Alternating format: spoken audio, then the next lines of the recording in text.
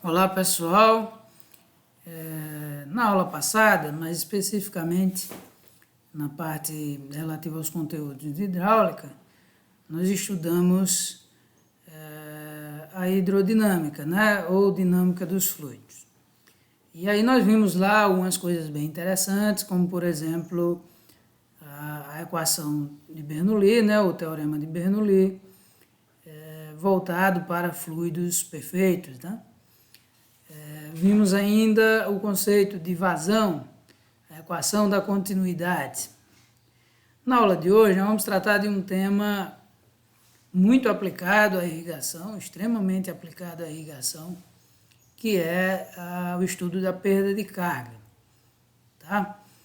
Que aqui nessa apresentação eu coloquei como noções de perda de carga, por ser um estudo, digamos assim, um tanto resumido, trazendo apenas os pontos mais importantes, visando atender às demandas da disciplina, aqui da disciplina irrigação e drenagem, mas nessa etapa aqui visando atender uma etapa posterior, quando nós entrarmos na parte dos sistemas de irrigação.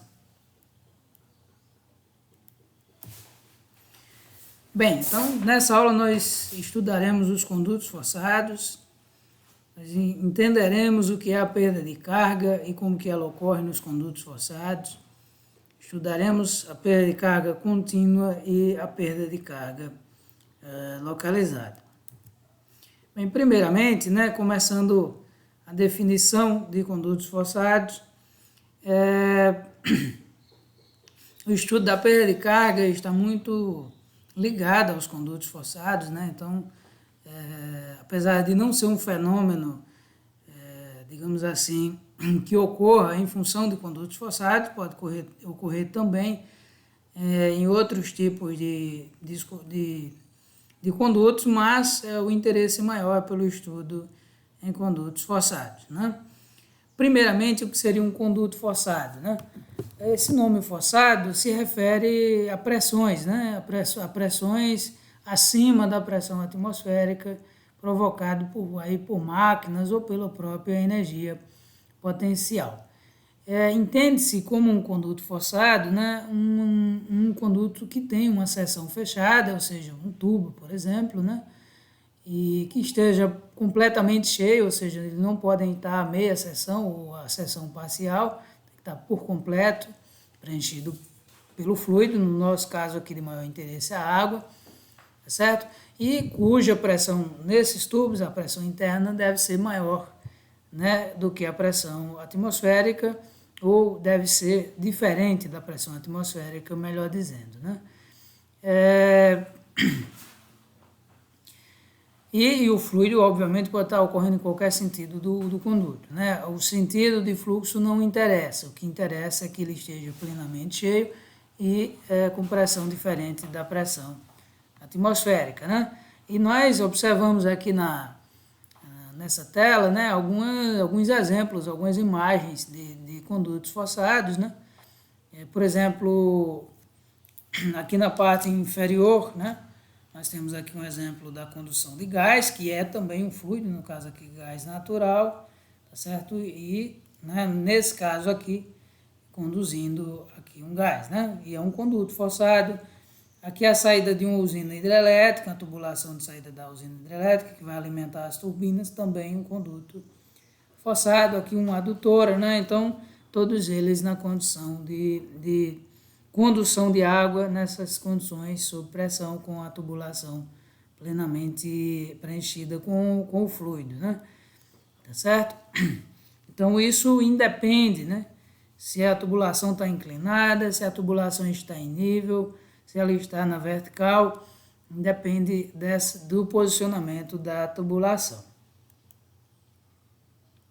O fato é que em um conduto forçado, né, se nós medirmos a pressão entre dois pontos distintos, conforme está apresentado aqui nessa figura, nós vamos ter a possibilidade, se nós medirmos a pressão por meio de manômetros, conforme estudamos no capítulo de hidrostática, tá certo? Nós vamos sempre detectar alguma diferença de temperatura, de pressão, caso ocorra fluxo, né? E essa diferença de pressão, nós podemos, obviamente, aplicar a equação de Bernoulli, fazendo o estudo dessa diferença de pressão, certo?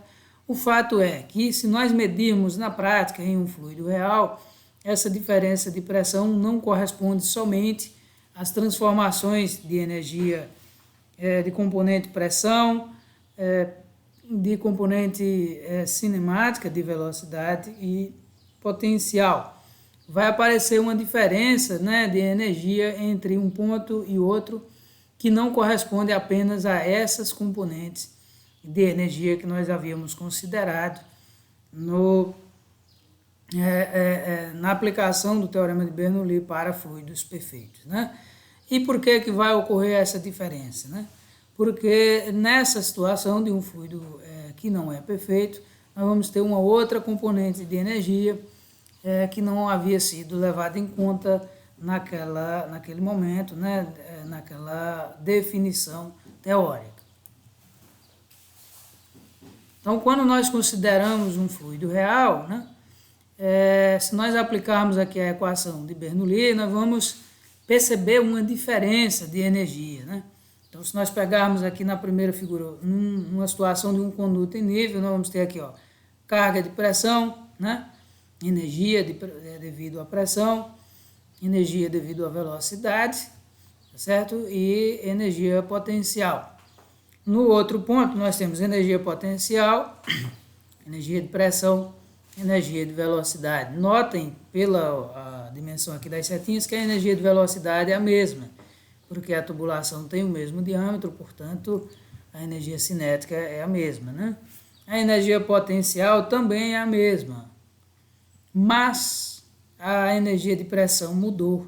E ela não mudou porque ocorreu uma mudança de velocidade ou porque ocorreu uma mudança de energia potencial. Ela mudou por outro motivo, né?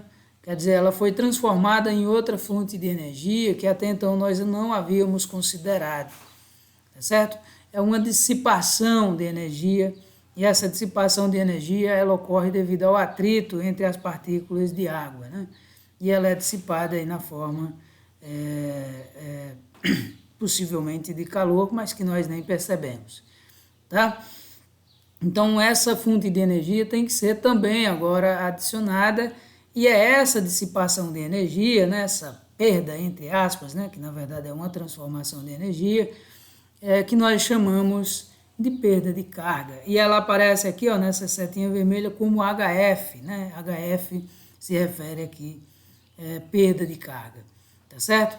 Então, HF é uma, digamos assim, uma simbologia para a perda de carga convencionalmente adotada, tá certo? Então, a diferença entre a energia na entrada e a energia total na saída está relacionada exatamente a essa componente de perda de carga, né? Isso independe se a tubulação está em aclive, ou seja, morro acima, ou se ela está morro abaixo. Vejam que a magnitude da perda de carga se mantém, né? Observem que o tamanho das setinhas aqui não muda, né? Observem que o que muda é a pressão na saída, né? Se está morro abaixo, você tem uma pressão maior, se está morro acima, você tem aqui uma pressão menor, tá certo? Ocorrem da mesma maneira as transformações de energia, de pressão em velocidade, de pressão em energia potencial e vice-versa, mas aparece uma nova componente, né? na contabilização aqui das energias, que é exatamente a perda de carga. Bem, portanto, né, se nós observarmos agora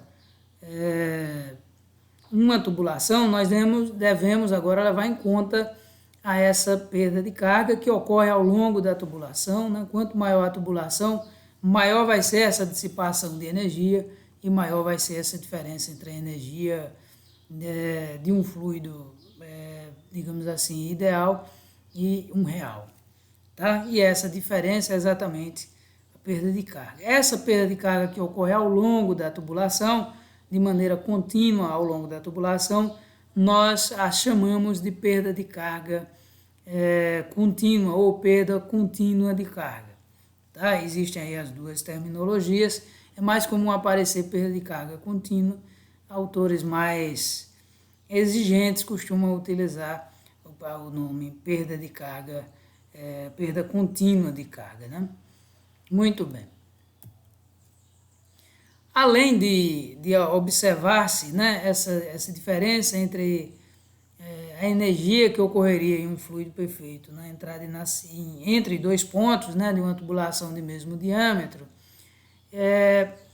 pode-se perceber também o seguinte fenômeno. Né? Se nós ligarmos aqui dois reservatórios, né, no nível 1, um reservatório aqui no nível 2, e colocarmos uma tubulação com um diâmetro maior no começo e depois reduzirmos para uma tubulação de diâmetro menor, nós acompanharmos a curva de energia, nós vamos perceber um degrau no momento em que ocorre essa mudança de diâmetro, né? Então, nós vamos observar que a energia de velocidade, né, somada à energia de pressão, que é a linha tracejada, tá certo? E aqui, fazendo aqui a contabilização da energia total, tá certo? Primeiramente, nós vamos ter, do início até esse ponto aqui, uma perda de carga, né? Uma diferença aqui, que equivale aqui a perda de carga devido à tubulação de diâmetro 1, e depois nós vamos observar aqui uma outra perda de carga devido ao diâmetro 2. Ambas as perdas de carga, né, são perdas de carga distribuídas ao longo da tubulação ou contínuas, né? Entretanto, observa-se, né, se você colocar isso em laboratório e medir, você vai observar uma diferença de pressão, né, diferença de energia total aqui, né, exatamente na mudança, aqui um delta, vamos chamar de delta H aqui, tá? Vejam que aqui eu tenho um nível, a linha, né, que representa a energia, tá? Nós chamamos de linha piezométrica, e depois ela aparece mais abaixo, então tem uma descontinuidade aqui. Esse ΔH equivale também a uma transformação de energia ou, usando uma terminologia técnica, uma perda, tá certo? Então tenham sempre em mente que não é uma perda, é uma transformação de energia, mas como essa energia não é útil para nós em termos de transporte de fluido, nós consideramos como sendo uma perda porque foi uma transformação inútil, tá certo? Então ocorre também aqui uma perda devido à mudança de diâmetro, tá certo? E essa perda é chamada de perda de carga localizada, né? Então nessa região aqui onde ocorre a mudança de diâmetro, nós vamos ter aqui uma perda de carga, chamada de perda de carga localizada ou perda localizada de carga, tá certo? Então, quando nós imaginamos aí as perdas de carga, elas ocorrem, né, naturalmente na forma de perda de carga contínua, que ocorre ao longo da tubulação, e também as perdas de carga localizada, que ocorrem quando nos deparamos com mudanças de diâmetros, conexões, né, mudanças de sentido, da direção de fluxo, melhor dizendo, tá certo? Então, na entrada e saída de tubulações, então, em qualquer mudança no regime do fluxo, vai ocorrer aí as perdas de carga localizada ou as perdas localizadas de carga. Então, nós podemos separar a perda de carga como uma perda de carga contínua, que ocorre ao longo de uma tubulação, né, retilínea e uniforme, tá certo? Ou seja, retilínea, quer dizer, não pode ter curvas e, ao mesmo tempo, ter o mesmo diâmetro, por isso uniforme. E a perda de carga localizada de carga é quando nós temos alguma peça especial, como, por exemplo, uma curva, uma válvula, cotovelo, reduções, qualquer mudança que venha a ter ali na tubulação. Então, por exemplo, aqui na tela está aparecendo aqui uma simulação computacional, né? Como que se dá as linhas de fluxo aqui no interior de uma curva, né? Então, onde tem aqui tonalidades mais vermelhas indicando maiores velocidades, né? Então, ocorre uma distorção aqui do perfil de velocidade, o que faz ou que proporciona exatamente a perda de carga, o aumento da perda de carga, né? Aqui, por exemplo, o fluxo numa curva, né, que vem e retoma aqui, né, em outra direção, né? Então, percebam aqui as linhas de fluxo, aqui ocorrem perturbações, né, e essas perturbações proporcionam aumento da perda de carga, né, que são exatamente as perdas de carga localizadas. Aqui, vórtices, né, tudo isso são indutores da perda de carga, tá? Ou de aumento da perda de carga, de incremento da perda de carga. Bem, portanto, né, se nós aplicarmos agora a equação de Bernoulli entre dois pontos, pensando em um fluido real, nós devemos aplicá-la da mesma maneira que o fizemos no capítulo de dinâmica dos fluidos, mas devemos incrementar aqui uma fonte de transformação de energia ou uma fonte de energia transformada, que é a perda de carga, entre os pontos 1 e 2, tá certo? Sempre na direção do fluxo. Então, se nós temos uma tubulação assim,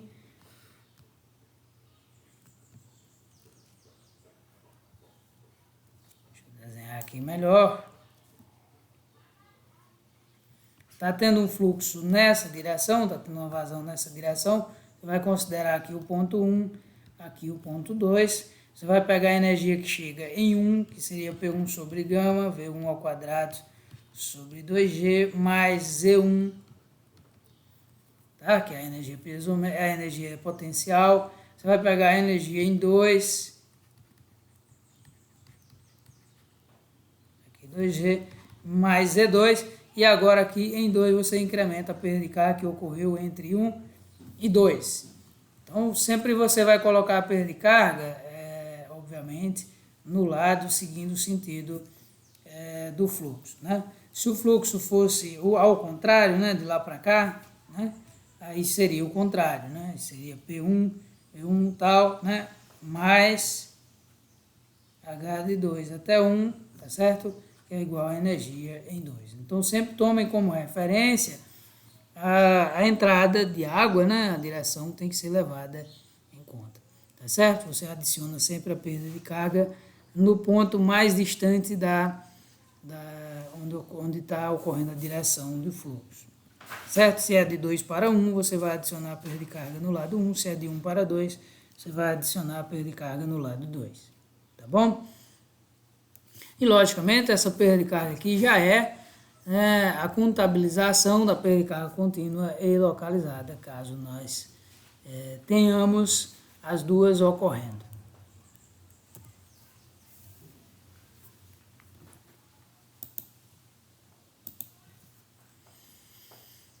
Certo? Nas condições em que nós temos uma tubulação de mesmo diâmetro, né, as velocidades em 1 e em 2 são iguais, portanto, elas se anulam. E aí nós temos simplesmente uma relação entre pressão, energia de pressão, né, e energia potencial, né? Tá certo? Se além disso nós tivermos uma tubulação em nível, ou seja, esses dois termos também se anularão, e aí nós temos uma condição, né, especial, né, em que a perda de carga entre os pontos 1 e 2 equivale à própria pressão em 1 menos a pressão em 2, né, dividido por gama, ou simplesmente a perda de carga entre os pontos 1 e 2 vai ser o ΔP aqui, só que em MCA, né? Porque pressão sobre gama dá uma carga de pressão em MCA, conforme vimos lá no capítulo de hidrostática, né? Lembrando lá da lei de Stevens, né? Pressão é igual a gama H, portanto, pressão sobre gama é igual a H, ou seja, uma carga em MCA. Tá bom? Então, nessas condições de uma tubulação em nível, a diferença de pressão e de mesmo diâmetro entre um ponto e outro equivale à própria perda de carga. Tá bom?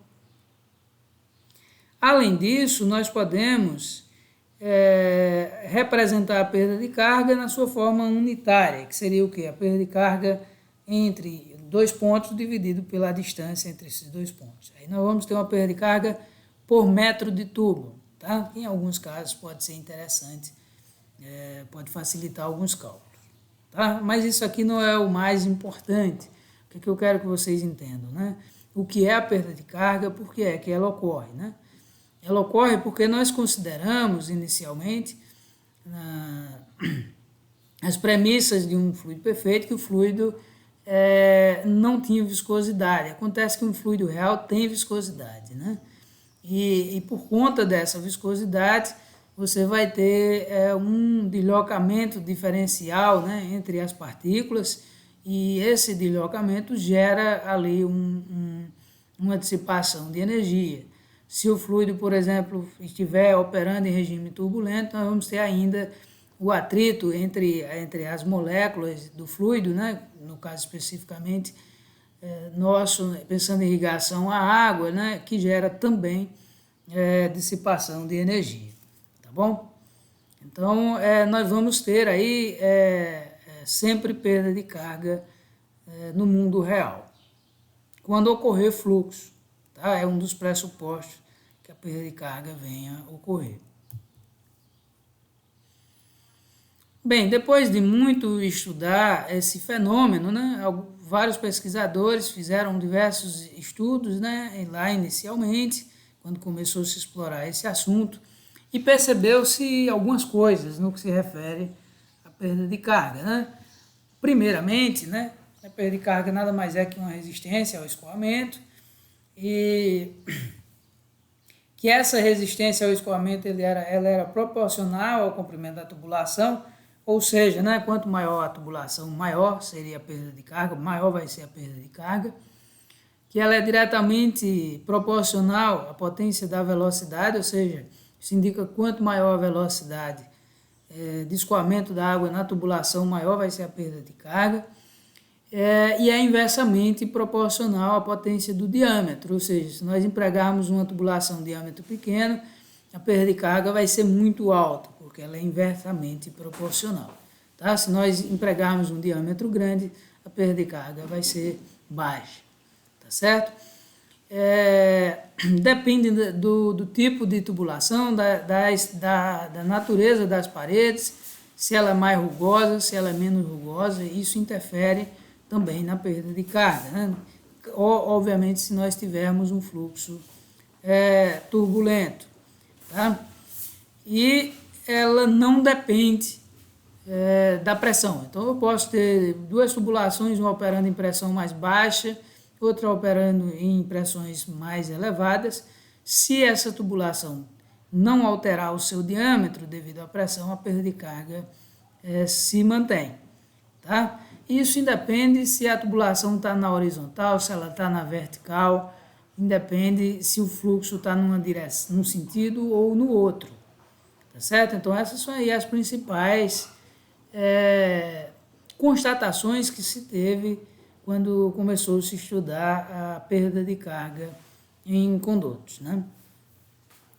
E reunindo todas essas observações numa equação matemática, né, chegou-se à seguinte expressão, né? A perda de carga, colocada aqui como HF, né, é igual a uma constante de proporcionalidade, tá? Já que, né, nós vimos aqui que algumas coisas são proporcionais, então algumas variáveis têm relação proporcional com a perda de carga, então colocou-se aqui uma constante de proporcionalidade, diretamente proporcional ao comprimento, né, a velocidade elevada a um expoente e dividido inversamente proporcional, portanto, aqui dividido pelo diâmetro elevado a um outro expoente. Essa equação nós chamamos de equação geral, ou expressão geral da perda de carga, tá certo? Que pode aparecer também assim, ó, HF é igual a K, Q aqui de vazão agora, tá? D elevado a N. Vejam que é a mesma coisa, tá certo? Da anterior, só que trocou-se velocidade por vazão, tá? Bem, o que é M, o que é N e o que é K, né? São constantes, e aí nós vamos ver mais à frente um pouquinho equações que foram propostas que exatamente vai aparecer aqui no lugar dessas constantes números, tá certo? Então, dependendo da condição que o fluido escoa, do tipo de fluido, do tipo de tubulação, você pode ter equações com valores distintos para esses parâmetros, né? Essas constantes aqui da equação. Em termos de análise dimensional, a perda de carga ela vai sair em metros, o comprimento e o diâmetro da tubulação tem que entrar em metros, a velocidade em metros por segundo.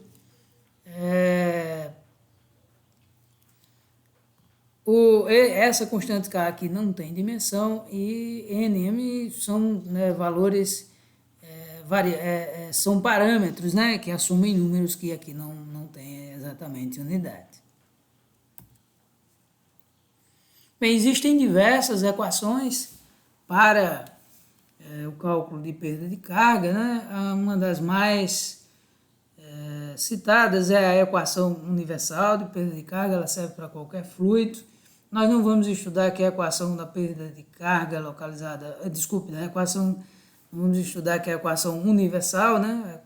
A equação universal leva um tempo um pouco maior, tem um nível de complexidade que talvez não seja adequado a ser empregado aqui nessa disciplina, mas só citando caso vocês vejam em algum livro, né, durante os estudos de vocês, né?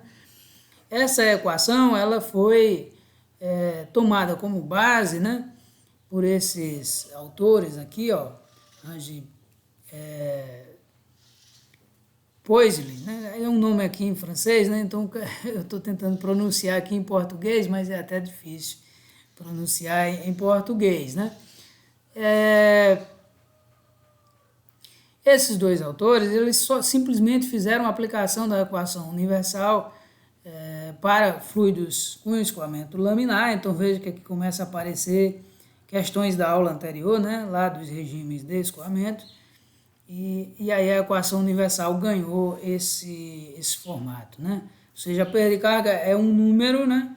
Ou seja, 128 vezes essa letra grega aqui representa a viscosidade, ela é tabelada, é só buscar aí nos livros de hidráulica, né? Tem o valor dela, varia um pouquinho em função da temperatura, comprimento da tubulação, vazão π, né? G, a aceleração da gravidade, 9,81, e D é o diâmetro da tubulação elevado à quarta potência.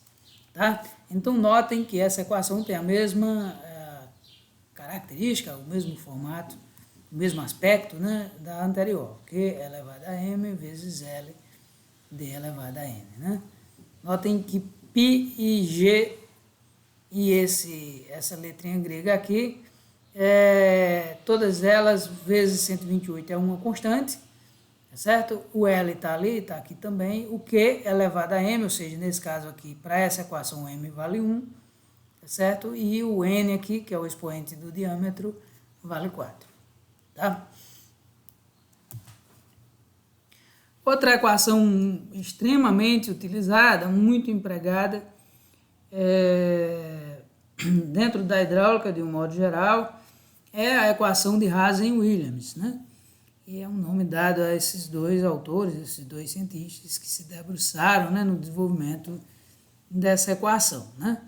Ela é muito utilizada no mundo todo porque é uma equação fácil de ser utilizada, é chamada inclusive de equação, né, dentro do grupo de equações práticas, é uma equação empírica, ela foi determinada por meio de análise de um conjunto de dados, né? E ela serve para algumas situações, então não é sempre que nós podemos empregá-la, né? Que situações são essas? Primeiro, né, ela só tem a capacidade de fazer uma boa estimativa da perda de carga na condição de regime turbulento. Então, se você tem um regime laminar, não deve aplicar a equação de Hazen-Williams, né? Então, é uma das primeiras questões, né? A outra, que ela também só proporciona bons resultados se nós empregarmos tubulações com diâmetro entre 50 e 3.500 milímetros, ou seja, diâmetros menores, né, não é adequado à sua utilização, né? Vocês podem questionar, ora, utiliza-se diâmetros menor do que 50 milímetros na prática? Sim, e muito, inclusive, dentro de irrigação, tá certo? Então, às vezes não é conveniente aplicá-la, não é recomendável aplicá-la. A temperatura da água tem que se levar em consideração uma temperatura ambiente, né? Ou seja, se você está trabalhando em algum cenário que envolve aquecimento de água ou coisa do tipo, você vai calcular a perda de carga nessas tubulações, não se deve empregar a equação de Haas-Williams. E serve também para água, ou seja, não se deve utilizar para o cálculo de perda de carga de outros fluidos. Tá? No que se refere aos tipos de conduto, não temos restrições, né? Desde que se conheça o coeficiente de rugosidade dessa superfície, que vou falar um pouquinho mais adiante, né? Então vejam que é uma equação bem simples de ser utilizada. Então, como que nós calculamos a perda de carga? É só aplicar essa equação aqui, ó. 10,65, pegar a vazão aqui que tem que estar em metros cúbicos por segundo, eleva a 1,852, multiplica pelo comprimento da tubulação em metros. O C aqui é um coeficiente de rugosidade que, para as tubulações de irrigação, de um modo geral, ele vale aqui por volta de 140, tá certo? É um número para o PVC, tá? Vocês vão estudar isso mais especificamente em irrigação. E diâmetro da tubulação aqui vai variar de acordo com a tubulação que você usa, né? Aí para irrigação você vai ter diâmetros variando aí desde uns 12 milímetros na microirrigação até 100, 200 milímetros ou até mais, a depender do porte do projeto. Tá bom?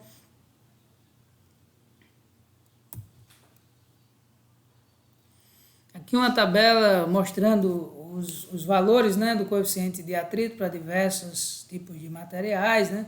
Então, por exemplo, se eu estiver trabalhando com aço corrugado, você vai usar 60, né? Aço galvanizado, 125. Vamos ver aqui, ó, cobre, 140. E assim vai, né? Por exemplo, aqui, ó, PVC, aqui, ó, que eu tinha comentado ainda há pouco, 140, e assim vai, né? Tá? Um detalhe também é que o coeficiente de rugosidade ele pode ser alterado ao longo dos anos, né, com o uso da tubulação. Dependendo do material, ela pode se tornar mais rugoso, né?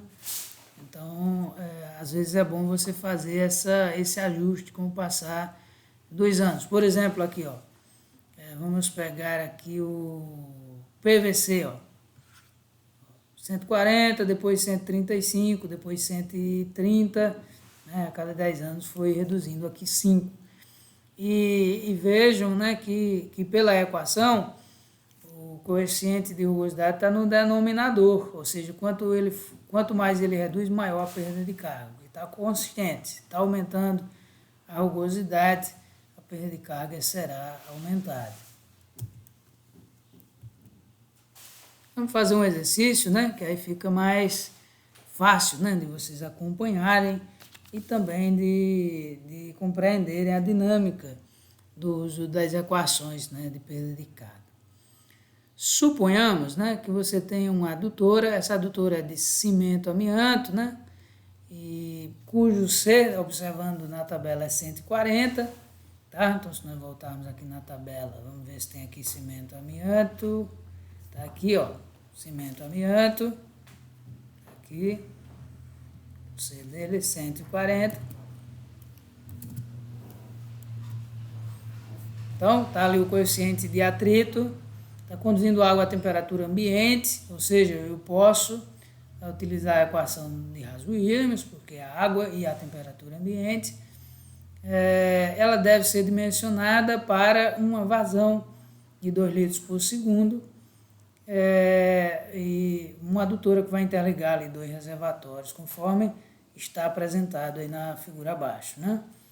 A diferença entre as cotas da superfície da água nos 2 reservatórios é de 21,72 metros, conforme está ilustrado aqui na figura, né? Notem que colocamos o nosso nível de referência aqui no ponto mais baixo, né? Que facilita os cálculos. O que é solicitado nesse exercício, né? Nós determinarmos qual deve ser o diâmetro para que seja garantida uma vazão mínima de 2 litros por segundo, e depois fazer ali uma escolha de um diâmetro real, né? E o que nós temos disponível, nesse caso aqui à venda, né, são tubulações de 50 milímetros e de 62 milímetros, tá bom?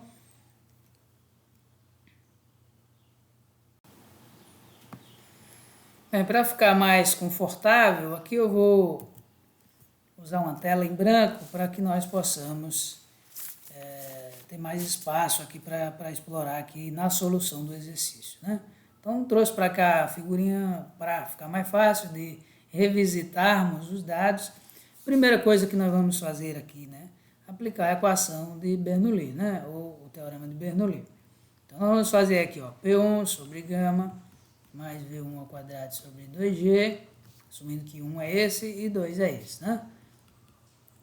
Z1 é igual, a água está indo desse ponto para esse, portanto, P2 sobre gama 2,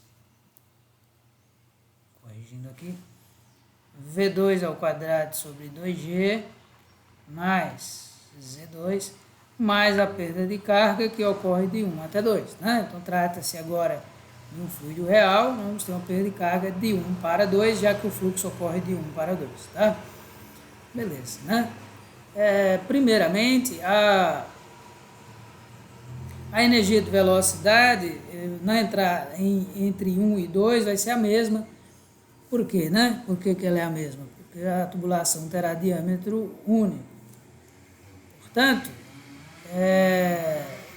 nós podemos aqui isolar essas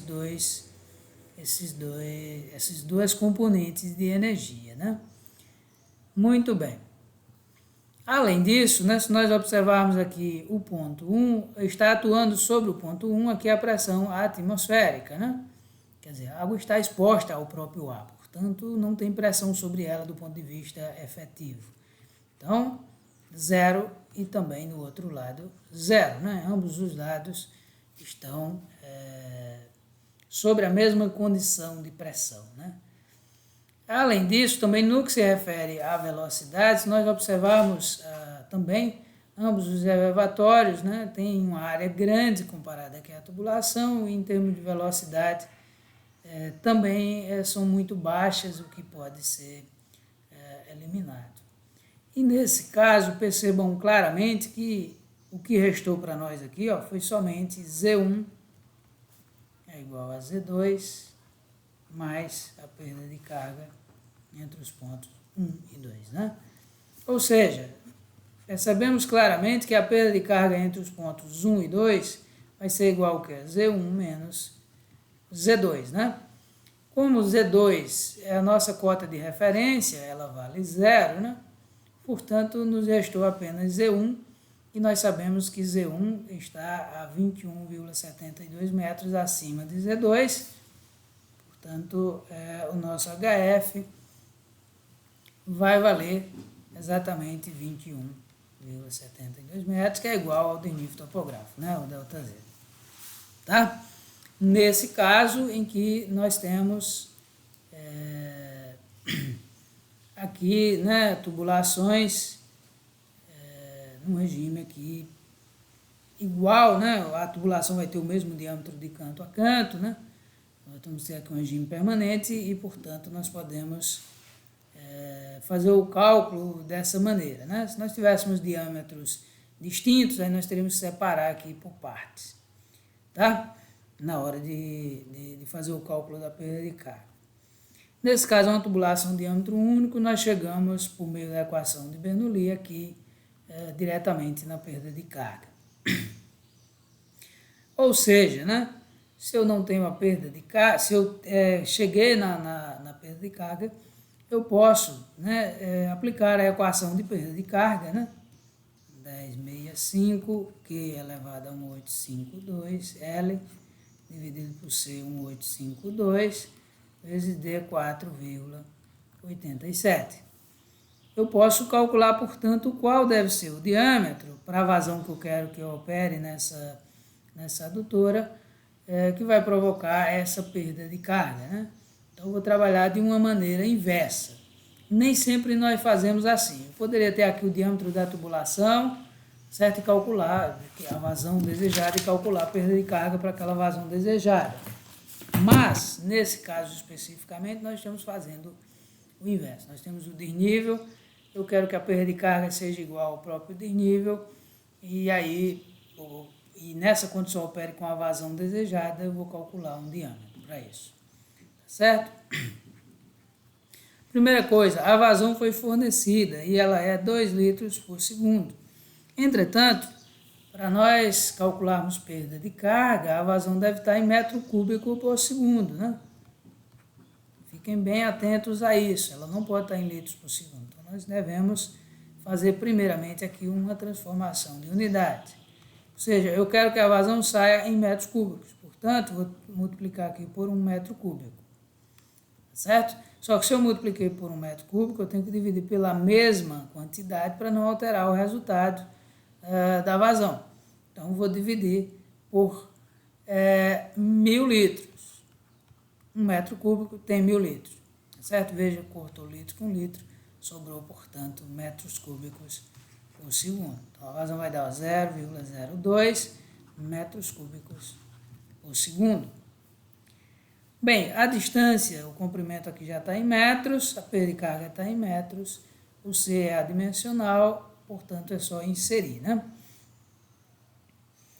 Bem, o que eu quero isolar na equação é o diâmetro, então é preferível alterarmos aqui a forma de apresentação da equação. Então vamos fazer o seguinte, vamos trazer o 2 para cá, ó. O 2 não, o D.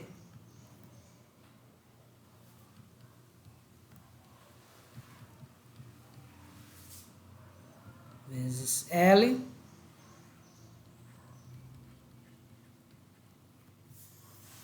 1,852. Agora, o D veio para a parte no lugar do HF, o HF vem para o lugar do D, né?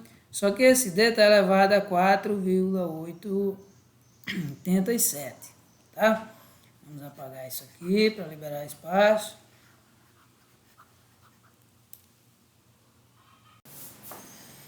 Bem, reorganizando aqui na parte superior, nós vamos ter, ó, D elevado a 4,87 é igual a esse termo da equação. Para nós isolarmos o D, nós vamos fazer o seguinte, ó. Vamos elevar ambos os lados a 1 sobre o expoente de D, né? Então, vai ficar, ó, 1,852 L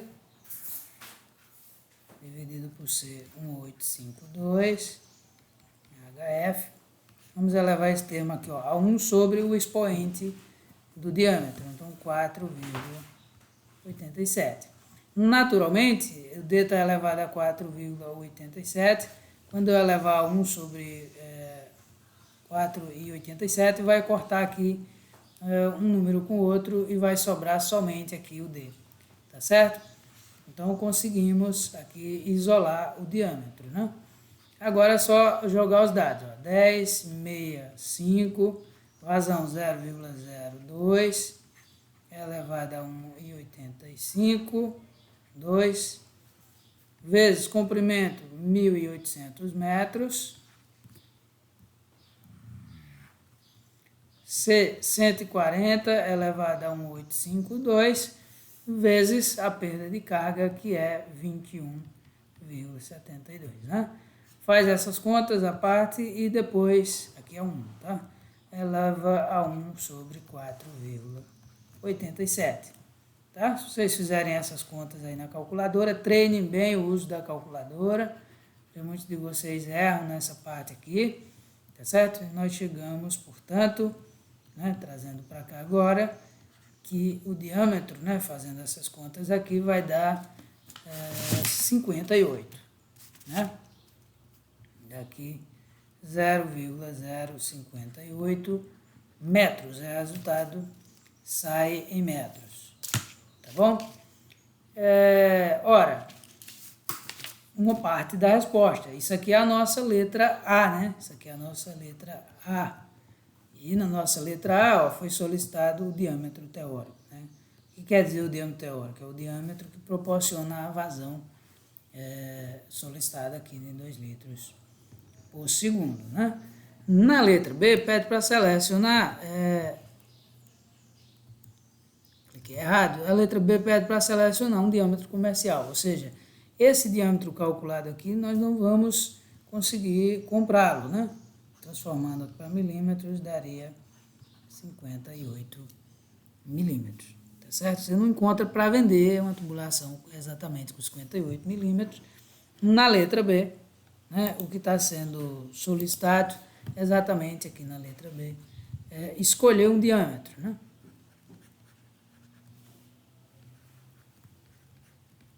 Um diâmetro. Né? Entre as possibilidades, nós temos 50 e 62, né? Então, aqui o diâmetro teórico deu 58 milímetros. E eu tenho, né, disponível para comercializar, eu vou até colocar aqui em outra cor, uma opção 1, que é 50 milímetros, e uma opção 2, que é 68, deixa eu ver se é 68 mesmo, 62. 8 veio do anterior. Milímetros, ou seja, né, se você tivesse que escolher, você escolheria 50 ou escolheria 62. Notem que pela equação de perda de carga, ó,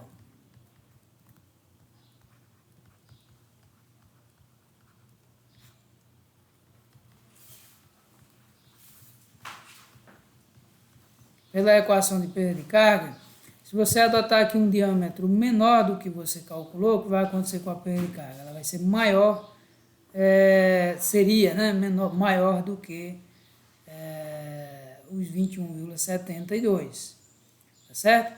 Na prática não vai ser isso que vai ocorrer, o que vai ocorrer é que você não terá a vazão de 2 litros por segundo, vai ser um pouco menor, né? Por sua vez, se você adotar o diâmetro 62, né, o que vai ocorrer é que, já que a perda de carga aqui está atrelada ao sistema, que você tem uma capacidade de transporte de vazão maior do que os 2 litros por segundo. Tá certo? O que não necessariamente isso vai ser um problema. De um modo geral, você pode ter vazões maiores, né, dependendo da aplicação, do que o valor, digamos assim, de projeto, do que você vai conseguir transportar a quantidade de água em menos tempo. Certo? Mas isso depende de cada caso, tá, pessoal? Não pode generalizar. Em alguns casos, se você tiver, por exemplo, outorga, você não pode tirar uma vazão maior do que a que você tem autorização, e por aí vai, tá bom? Mas nesse caso aqui, né, partindo do pressuposto que você não teria esse tipo de restrição, nós escolheríamos aqui o diâmetro D2, porque ele é maior, né?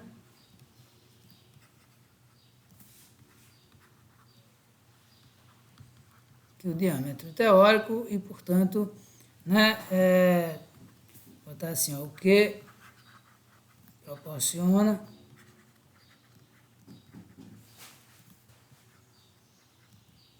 aqui uma vazão maior. No caso, 2 litros por segundo. Se vocês quiserem saber que vazão é essa, é bem fácil de fazer, tá? Sugiro que, inclusive, fique como exercício aí para vocês fazerem em casa, né? É só você colocar aqui a perda de carga, que vai ser 21,72. Adota aqui o diâmetro 62, né? Tem que estar em metros, logicamente. O comprimento 1.800 e aí você isola a vazão, certo? Você vai ter a vazão. Sugiro que façam, né? Vou deixar como sugestão aí que façam qual a vazão, tá certo? Deixar aqui uma letra C agora, ó, como sugestão para que vocês resolvam em casa. E na letra C, ó, qual a vazão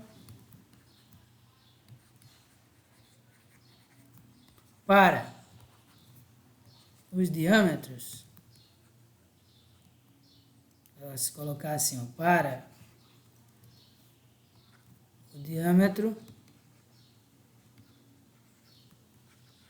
de 50 milímetros. E na letra D, qual a vazão, né? Quais não, é porque é qual.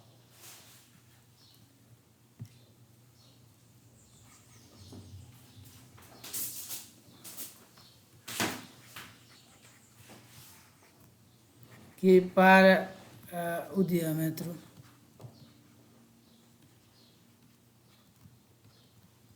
de 62 milímetros. Certo? Façam isso, vocês vão ter melhor, né, essa percepção do que ocorre quando uma ou outra variável é alterada. Tá bom, pessoal? Bem, aqui só algumas características de tubulações, né, fabricadas aqui no Brasil, os diversos materiais, a faixa de diâmetros encontrados. Por exemplo, ferro fundido, você tem diâmetros disponíveis, né, desde 50 até 1000 milímetros, ou seja, 1 metro. Aço soldado ele varia de 300 até, né, 2.400 milímetros. Aço galvanizado de 12,5 até uns 200 milímetros. Cimentamento de 50 a 500. Os tubos de plástico, né, entende-se aqui plástico como PVC, polietileno, né, aí variando de 6 até uns 100 milímetros, no caso polietileno, no caso de PVC. Hoje nós já temos tubos de PVC bem maiores, tá, pessoal? Aqui vem do livro, desse livro aí do Pérez, que ele fala até 200 milímetros, mas hoje nós já temos tubulações de PVC até 500 milímetros, pelo menos que eu já vi, né?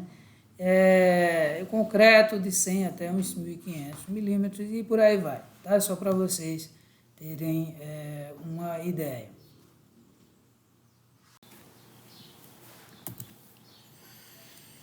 Bem, e nós vimos até então, né, e fizemos aqui no exercício, como calcular a perda de carga contínua, tá, pessoal? Essas perdas de carga que nós calculamos ali são perdas de carga contínua ou perdas contínuas de carga, né? E as tais perdas de carga localizada ou perda localizada de carga, né? Como que elas ficam, como que elas são calculadas, né? Primeiramente, né, qualquer peça especial, retomando, né, qualquer peça que cause alguma diferenciação, né, no fluxo de água vai gerar uma perda de carga, conforme nós já discutimos. Por exemplo, curva, revistos, luvas, cotovelos, teis, derivação, válvula de retenção, filtro, qualquer um vai gerar perda de carga localizada, né? Singularidades, né, como por exemplo a entrada, a saída de uma tubulação, um alargamento, um estreitamento, tudo isso também proporcionam alterações no fluxo, né, e nas linhas de fluxo e, em consequência, nós temos aí perda de carga, tá certo? Então, por exemplo, eu tenho aqui uma válvula de retenção, né? Para quem não sabe o que é uma válvula de retenção, é uma peça hidráulica que permite o fluxo só em uma direção, né? Então, eu tenho aqui uma válvula, né? Quando a água tenta vir no sentido inverso, essa válvula se fecha. E essa válvula gera uma perturbação aqui e proporciona aqui perda de carga, né? Nesse ponto, que nós chamamos de perda localizada de carga. Aqui, por exemplo, em um cotovelo, né? Uma curva de 90, a água está vindo aqui, ó, gera uma perturbação, uma turbulência aqui nesse ponto, que gera também uma perda de carga, né, adicional. Aqui eu já tenho uma peça bem mais complexa, porque eu tenho uma tubulação de diâmetro maior, reduziu para o menor, então vai ter perda de carga localizada aqui, né?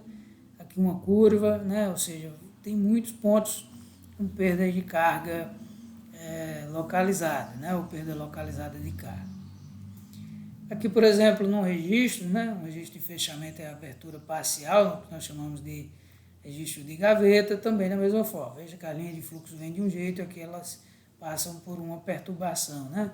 Aqui uma saída de uma tubulação também, né? Que bem na saída gera perturbações aqui nas linhas de fluxo, tá bom? Para calcular a perda de carga, no caso a perda localizada de carga, existem diversas metodologias. Mais uma vez, nesse ponto nós vamos nos ater a apenas uma metodologia, né? Que é o método dos comprimentos virtuais, né? O que esse método consiste? Nós transformamos, né, mas, obviamente, por isso que o nome virtualmente, essas peças e singularidades, o equivalente a uma tubulação retilínea, né? Então, e aí nós calculamos a perda de carga nessa tubulação retilínea, que é equivalente à perda de carga a essa peça, tá certo? Então, basta, isso já tem disponível em tabelas e etc., observar esses comprimentos e adicionar ao comprimento da tubulação, tá certo? Nós chamamos de comprimento aqui virtual. Então, você vai ter, o comprimento virtual vai ser o quê? O comprimento da tubulação normal, né? Mais um comprimento que nós chamamos de comprimento fictício, né? Correspondente a cada uma das peças. Então, aqui nessa figura, por exemplo, tem aqui uma válvula de pé, né? Uma válvula que permite fluxo só nessa direção também, usada na entrada da bomba. Aqui nós temos um cotovelo, 90 graus, certo? Aqui um registro, aqui uma curva, né? Outro cotovelo, uma válvula de retenção. Então, se eu quero calcular a perda de carga ao longo desse trecho, vamos ter que adicionar todos os comprimentos correspondentes a essas peças, mais o comprimento da tubulação normal. Certo? Isso dá um comprimento virtual e é o equivalente que está desenhado aqui embaixo. Aqui eu tenho as peças e aqui eu tenho um comprimento de tubulação equivalente a essas peças, né? Que gera exatamente a mesma perda de carga. Tá bom? E depois é só aplicar numa equação de perda de carga. Por exemplo, se você está aplicando a equação de Reaz-Williams, você vai colocar aqui 10,65 Q elevado a 1,852 do mesmo jeito, vezes L. Só que em vez de usar o L da tubulação, você vai usar o L da tubulação mais os comprimentos correspondentes a cada uma das peças, né? Você vai usar aqui o seu LV, tá? C1852 D elevado a 4,87, tá? Essa é uma das metodologias mais práticas de se empregar para o cálculo da perda de carga total, né? Nesse caso, nós já temos uma perda de carga total, que já é a soma da perda localizada de carga e da perda contínua de carga. Só para vocês terem uma ideia, isso é tabelado, né? Então, tem aí nos livros de hidráulica as tabelas para os diferentes tipos de peça. Então, por exemplo, você pegar um cotovelo aqui, ou um joelho, né? De 90 graus, de 20 milímetros, por exemplo, ele tem 1,1 metro de equivalência a uma tubulação de mesmo diâmetro, logicamente. Tá? No caso aqui, vamos pegar aqui um diâmetro grande, aqui, ó, 160 milímetros. Se nós pegarmos aqui por exemplo, um registro aqui de gaveta, 56,7 metros, né? Não, isso aqui é um de globo, né? Um valor bem alto, então são peças que geram perda de carga maiores. Quanto maior esse número, maior vai ser a perda de carga, né? Certo? Por exemplo, uma válvula de pé, 8 metros. Uma peça que gera uma perda de carga muito grande, certo? Muito bem, pessoal, essa aula tem como objetivo gerar uma base em vocês para depois conseguir acompanhar as aulas de irrigação, né, voltada para o tema irrigação, dimensionamento de tubulações e irrigação. Se vocês ficaram com dúvidas, por favor, anotem essas dúvidas e tragam na aula síncrona, ou então pode também, né, dependendo da situação, mandar mensagens pelo grupo, tá certo? Espero que todos tenham conseguido acompanhar tranquilamente e se caso tenham dúvidas, por favor, não hesite em trazer essas dúvidas.